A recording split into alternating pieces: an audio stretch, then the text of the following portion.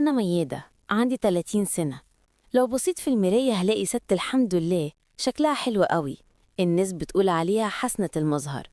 متجوزة رجب طيب وعلى قد حاله، شغال بياع في شركة صغيرة، وعايشين سوا في شقة بسيطة كده من دواحي القاهرة. جوزنا عدى عليه 5 سنين، 5 سنين بحالهم، ولسه ربنا ما رزقناش. نفسنا في عيل يملى علينا البيت، بس الموضوع كان صعب.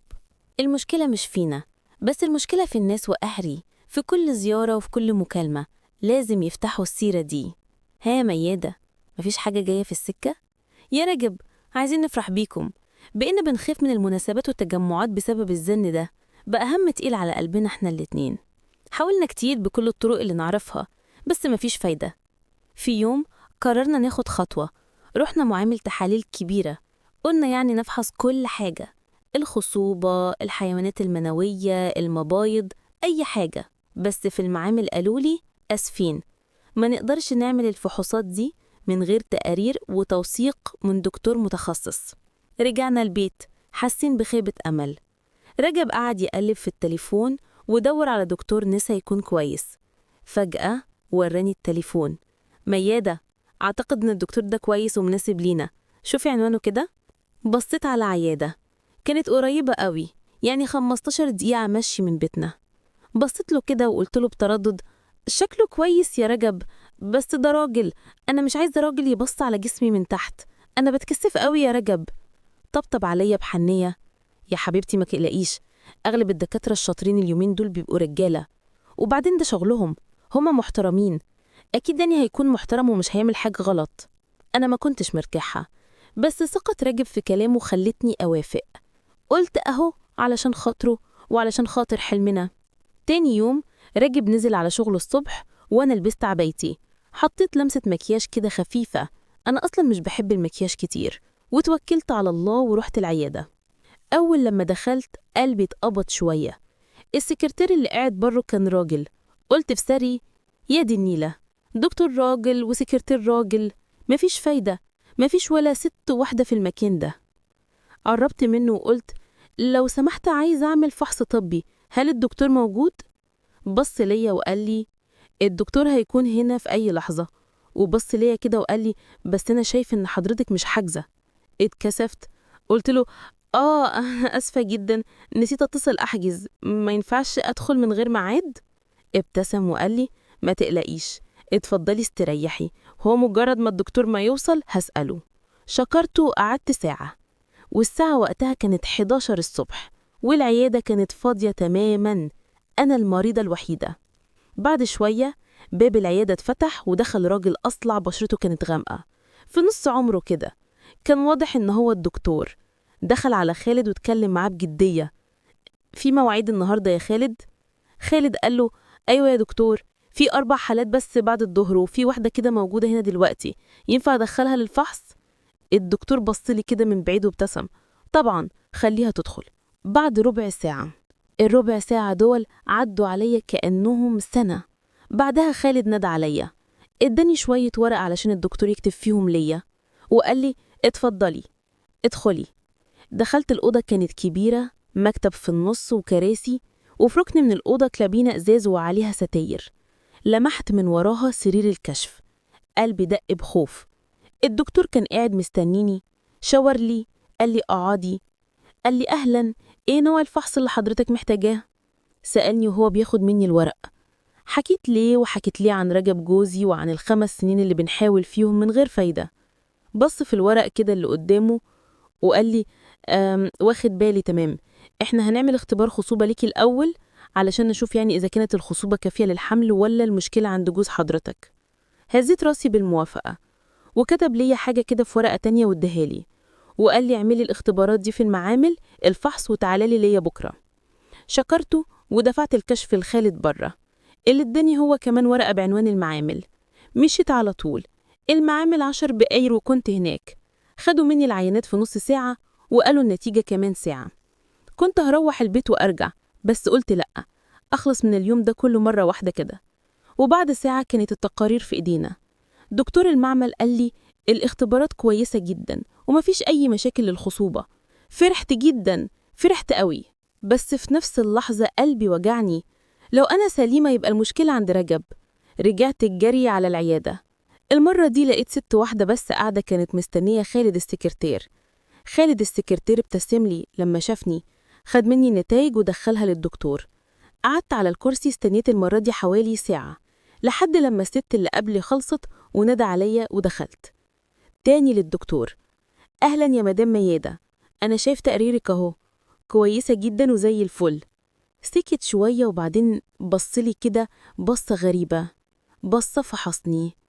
المشكلة ممكن تكون من عند جوزك، أو يعني انخفاض الحيوانات المنوية، أو إن العلاقة الحميمية بينكم سيئة. الكلمة الأخيرة دي نزلت عليا زي الصعقة، وشي جاب ألوان ساعتها. قال لي: قوليلي، بتمارسوا كام مرة؟ وإيه الأوضاع اللي انتوا بتعملوها؟ اتجمدت مكاني، إزاي دكتور يسأل سؤال شخصي زي ده لست؟ ولساني تقل. لقيته قام على الكرسي وقرب مني وحط إيده كده على كتفي، لمسة خلتني أتنفض. بصي يا مدام ميادة، لو مش هتتكلمي بصراحة أنا مش هقدر أساعدك. أخدت نفسي بالعافية فقلت بسري: علشان العيل، علشان خاطر حلمك. فساعتها اتلجلجت كده وقلت بصوت واطي: مش عارفة أقولها إزاي، يعني إحنا بنمارس مرة أو مرتين في الشهر بالأوضاع العادية يا دكتور. الدكتور مشي خطوتين حوالين المكتب وهو بيفكر. تمام، دي نسبة قليلة جدا لناس عايزة تخلف. حالة زي حالتك المفروض مرتين أو 3 في الأسبوع. وبعدين قال كلمة سؤية عمري ما سمعتها من دكتور. أنا اتصدمت. أيوة، كنا بنمارس بشكل متكرر زمان، بس اليومين دول مش كتير. الدكتور قال لي: كويس، قوليلي جوزك كويس معاكي، يعني بيبسطك حاله وبيقعد قد إيه وبيجيب بسرعة ولا لأ، وانتي بتوصلي للنشوة ولا ما بتلحقيه؟ الأسئلة دي كانت زي الرصاص، حسيت إني بتعرى قدامه. قال لي: ما تقلقيش، جاوبي على الأسئلة علشان أقدر إن أنا أديكي العلاج المناسب. انتي مش نفسك تخلفي؟ كان بيتكلم وهو بيشرب مية وقدم لي كوباية تانية. قلت أن كل جسمي بيترعش. جوزي كويس معايا بس هو بيخلص بسرعة جدا. دي كانت أول مرة في حياتي أول مرة أنطق بالسر ده، أول مرة أعترف بيه لحد. رد الدكتور: طيب، والنشوة؟ وطيت وشي في الأرض، معرفش حاجة عنها، عمري ما جربتها قبل كده. الدكتور هز راسه بخيبة أمل: مش كويس خالص، زوجة صغيرة زيك لازم تتمتع وتوصل للنشوة.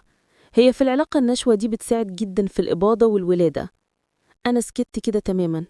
الدكتور: طيب اسمعيني، احنا دلوقتي لازم نعمل فحص كامل للجسم ونشوف لو عندك أي مشاكل للمناطق الخاصة.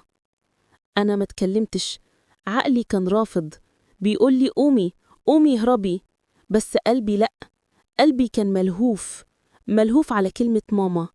هزيت راسي بالموافقة، قررت إني هتعاون معاه بالكامل مهما كان التمن.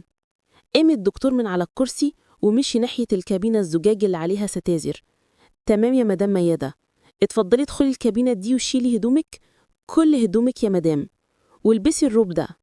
أنا أشيل كل هدومي؟ طبعا، ده فحص، وفحص كامل علشان أقدر أشوف كل حاجة بوضوح. ما تقلقيش، أنا متعود وده شغلي. دخلت الكابينة وأنا جسمي كله بيرتعش.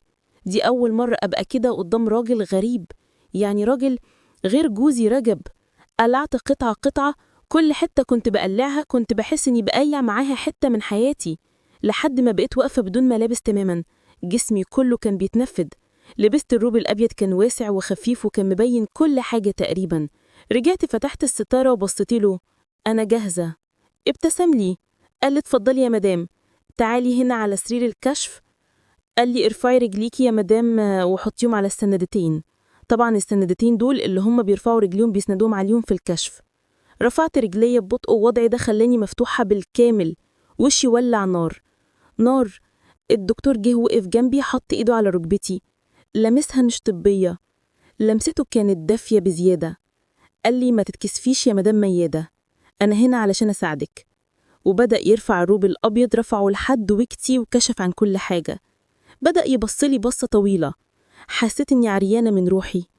قال وهو بيقرب أكتر: بدأ يحط إيده، كانت خبيرة بس في نفس الوقت كانت جريئة. لمسته كانت مختلفة عن لمسة أي دكتور، حسيت بيها بتتوغل، بحس بكل حتة فيا. مكتومة مني طلعت غصب عني. قال لي بتتوجعي؟ هزيت راسي بالنفي. مش وجع، ده إحساس غريب، إحساس بنار بتولع جوايا. قال لي تمام كده، مفيش أي مشاكل في الرحم، شكله نجير جدا. شال إيده وبعدين رجع حطها تاني. المرة دي كانت غير. قال لي دلوقتي هنعمل حاجة بسيطة، هنعمل فحص من الخلف.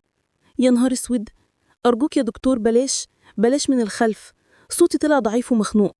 ليه يا مدام ميادة؟ ده فحص مهم جدا، بنشوف لو في التصاقات أو في مشاكل في المنطقة دي، يعني ممكن تكون مؤثرة على الرحم، ده بيساعد قوي في الحمل. فتلجلجت وقلت له بس أنا ما بعملش كده. قال لي ما أنا عارف، بس ده فحص طبي، ما تتكسفيش مني، أنا دكتور. غمضت عيني ساعتها وقلت في سري يا راجب أنا بعمل كل ده علشانك، علشان خاطر عيل. حسيت بيه بيبدأ، لمسته كانت جريئة لدرجة إني حسيت إني بتفكك. أول مرة في حياتي يحصل معايا كده. جسمي كله كان بيتنفض، مش من الوجع، لأ من الإحساس اللي بيولع جوايا. مكتومة مني. وهو كان مكمل، كان فاهم إني خلاص مستسلمة. فضل مكمل والإحساس كان بيزيد لدرجة إني ما بقتش قادرة أميز بين الوجع والمتعة. لما خلص وسحب إيده حسيت إن نص روحي طلعت مني. قال لي تمام يا مدام ميادة، كده مفيش أي مشاكل، كل حاجة تمام، تقدري تقومي تلبسي هدومك. قمت وأنا رجلي مش شايلاني، دخلت الكابينة ولبست بصعوبة. خرجت لقيته قاعد على مكتبه بيكتب حاجة كده. هي دكتور في إيه؟ قال لي مفيش أي مشاكل عضوية عندك، كله تمام، المشكلة كلها نفسية. عدم وصولك للنشوة بيأثر على الإباضة، وعدم ممارسة العلاقة بانتظام بيقلل فرصة الحمل، وجوزك اللي بيخلص بسرعة ده، كل دي حاجات مرتبطة ببعضها. مديني ورقة وفيها فيتامينات، بس أهم من الدواء ده إنك ترجعي تحسي بإنك ست، ترجعي تحسي بالمتعة. بصلي ببصة فيها تحدي وفيها إغراء. وإنت يا مدام ميدة لازم تتعلمي إزاي توصلي للنشوة، ودي مش حاجة يعني بتيجي بالدواء، دي بتيجي بالخبرة وبالممارسة. قلبي لأ. فهمت هو عايز يوصل لإيه؟ قلت لا مستحيل، أنا بنت ناس، أنا مش فاهمة يا دكتور. ابتسم ليا كده. هتفهمي يا مدام ميدة، هتفهمي لما جسمك يبدأ يطلب العلاج. العلاج مش كله دواء، ده جزء منه بس، إنك تكتشفي جسمك من تاني. أشوفك بعد أسبوعين علشان نتابع. خرجت من عنده وأنا تهى، جسمي كله كان بيألمني. أنا كنت رايحة أتعالج من عدم الإنجاب، لقيت نفسي بتعالج من جفاف سنين، والدكتور ده فتح فيا أبواب عمري ما كنت أعرف إنها موجودة. روحت البيت، رجب رجع. هي حبيبتي طمنيني. الدكتور قال لي إني كويسة، مفيش مشاكل عضوية، وكتب ليا شوية فيتامينات. وجي علينا بالليل، رجب حب يقرب، بس أنا ما كنتش حاسة بلمسته ليا، كانت باردة قوي، كانت ناشفة. كنت بقارن غصب عني، بقارن لمسته السريعة العشوائية بلمسة الدكتور، إيده الدافية الخبيرة اللي كانت عارفة هي بتعمل إيه. رجب كالعادة في دقيقتين رداني ظهره ونيم. فضلت أنا الصاحية جنبه والدموع مغرقة مخدتي، بس المرة دي ما كنتش بعيط علشان ما عنديش عيال، كنت بعيط لأني عرفت يعني إيه إحساس تاني. الأسبوعين اللي بعد كده كانوا جحيم. كل يوم أبص في المراية وأقول لنفسي أنتي واحدة رخيصة، إزاي سمحتي ليه؟ بس بالليل لما الضلمة تيجي كنت بفتكر لمسته، بفتكر رعشة جسمي بقى بيطلب، بقى عطشان. يوم المتابعة جه، كذبت على رجب، قلتله إن أنا رايحة أجيب نتيجة التحاليل الجديدة. لبست أحسن حاجة عندي، رحت العيادة وأنا رجلي بتخبط في بعضها، مترددة وخايفة، بس عايزة. العيادة كانت فاضية، كان عارف إني جاية. خالد السكرتير ابتسم ليا ابتسامة غريبة وقال لي اتفضلي يا مدام ميدة، الدكتور مستنيكي. دخلت. أهلا، كنت مستنيكي، إيه الأخبار؟ قلت له أنا كنت تعبانة يا دكتور، مش فاهمة مالي. ابتسم كده وقال لي انتي مش تعبانة، انتي بتصحي، وده اللي احنا عايزينه، لازم نكمل ايه؟ قال لي نكمل التمرين، جسمك لازم يتعلم يوصل للنشوة دي لوحده، وده لازم تمرين عملي ومتابعة، يعني زي المرة اللي فاتت بالظبط، بس المرة دي عايزك تركزي أكتر، سيبي نفسك خالص، هو ده علاجك. ودخلني الكابينة تاني، قلعت هدومي، بس المرة دي ما كانش فيه خجل، كان فيه ترقب. نمت على سرير الكشف. المرة دي ما كانش فيه فحص، ما كانش فيه أسئلة طبية، كان فيه تعليم. كان بيلمسني وهو بيهمس ليا في ودني ويقول لي سيبي نفسك خالص، حسي بيا، حسي بكل لمسة، هو ده علاجك. وأنا سبت واستسلمت للإحساس اللي كان بياكل فيا، الإحساس اللي رجب عمره ما عارف يديه ليا. لأول مرة في حياتي صرخت، مش من الوجع، صرخت من المتعة. عرفت يعني ايه إحساس تاني. وبقيت عادة، جلسات علاجية مرة كل أسبوع. كنت بروح ليه زي المدمنة اللي راحة الجرعة، بروح ميدة المطفية وأرجع من عند ميدة الست الكاملة. كنت بكذب على رجب، كذب ورا كذب. كنت بحس بالذنب طبعا، كنت بموت من الذنب كل لما أبص في وشه، بس ما كنتش قادرة أوقف، ما كنتش قادرة أرجع تاني للبرود والموت اللي أنا كنت عايشة فيه. بعد 3 شهور من العلاج الدورة اتأخرت يوم، 2، أسبوع. قلبي كان بيدق زي الطبل. رحت اشتريت اختبار حمل وأنا رجلي مش شايلاني. دخلت الحمام وعملته، طلع ليا خطين لونهم أحمر وواضح زي الشمس. خرجت ليه رجب ووريته الاختبار، اتنطط زي العيال الصغيرة، شالني ولف بيا ودموعه نزلت على خده. كان بيصرخ من الفرحة، هبقى أب يا ميادة، أنا أسعد واحد في الدنيا. أنا كنت بعيط معاه، بعيط من الفرحة وبعيط من الرعب. دموعي كانت خلطة، محدش في الدنيا فاهم غيري. وجي بالليل وقفت قدام المراية، حطيت إيدي على بطني.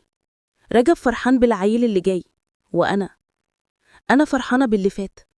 ابتسمت ابتسامة صغيرة قوي اترسمت على وشي، ابتسامة ليها سر واحد بس، سر مش هيخرج بره أوضة الكشف في العيادة، سر بيني وبين الدكتور. وهنا خلصت قصتنا، واستنوني في الحلقة الجاية. ولو عجبتكم قصة النهاردة اعملوا لايك للفيديو واشتراك في القناة.